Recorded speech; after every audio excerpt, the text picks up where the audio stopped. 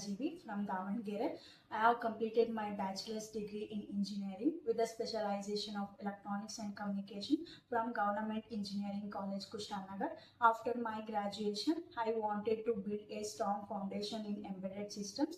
So I searched for the good institute and I joined the IIES Bangalore. There I learned the C++, embedded systems, and ARM Cortex M3. And also programming languages like Python, Linux, and I also worked on projects which helped me to improve my problem solving skills and practical knowledge and confidence. The trainer and the placement team at IIES supported me throughout this journey, providing me with a strong technical knowledge and hands-on experience with continuous learning and dedication. I am happy to share that I got a place at Tata Elxsi as a embedded engineering. I am truly grateful to everyone who supported me to this journey, and thank you, IIES.